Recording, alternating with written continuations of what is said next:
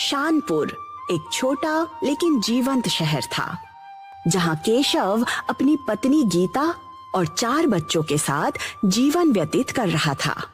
लेकिन एक दिन केशव और गीता का एक अपघात में देहांत हो गया।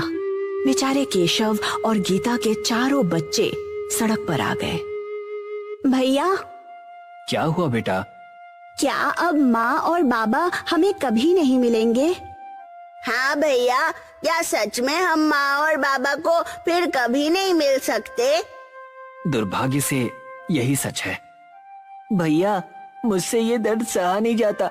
मैं माँ और पापा के बिना नहीं जी सकता।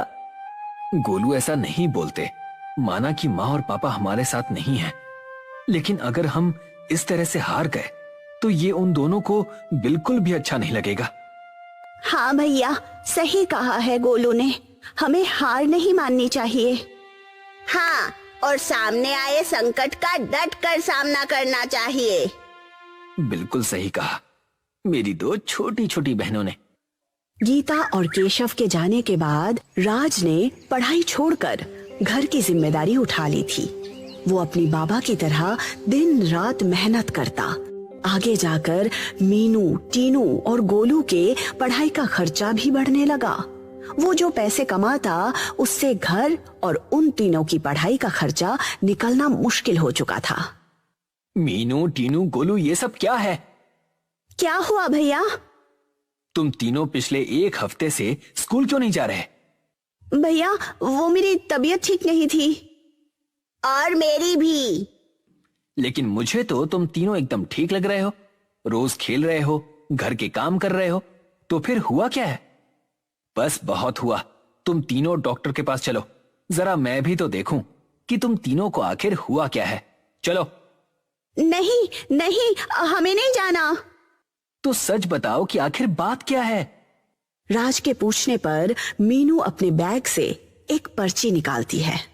राज उस पर्ची को पढ़ता है, जिसमें लिखा था कि मीनू, टीनू और गोलू को स्कूल से बेदखल कर दिया गया है। ये सब पढ़कर राज को काफी दुख होता है। तुम तीनों ने ये बात मुझसे छुपा कर क्यों रखी? क्योंकि भैया, हम जानते हैं कि आप बड़ी मेहनत से हम तीनों को पढ़ा रहे हैं। और अगर हम आपको ये बताते तो आपको बहुत दुख होता। नहीं, बिल्कुल नहीं। मेरे होते हुए तुम ये सब नहीं करोगे। भैया, माँ और बाबा के बाद आपने हमारे लिए अपनी पढ़ाई छोड़ दी और काम करना शुरू कर दिए। अब ये हमारी बारी है कि हम आपकी थोड़ी मदद करें। लेकिन तुम्हारी पढ़ाई पढ़ाई फिर शुरू करेंगे, लेकिन फिलहाल हमें आपकी मदद करने दीजिए। गोलू और बाकियों की बात सुनकर राज भावुक हुआ। अपने छोटे भाई बहनों की परिपक्वता देख काम के लिए हाँ कर दिया।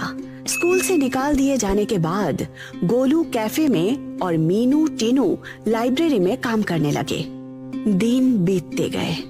गोलू, मीनू और टीनू की वजह से राज के सिर से जिम्मेदारियों का बोझ थोड़ा कम हो चुका था। राज इस बात से खुश नहीं था कि घर की वजह से उसके भाई बहनों की पढ़ाई छोड़नी पड़ी। एक दिन राज, गोलू, मीनू और टीनू काम के लिए निकल रहे थे। वो चारों बहुत देर से बस स्टॉप पर बस के लिए वेट कर रहे थे।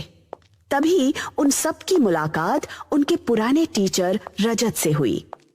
अरे बच्चों, मुझे पहचाना? टीचर, आप यहाँ कैसे?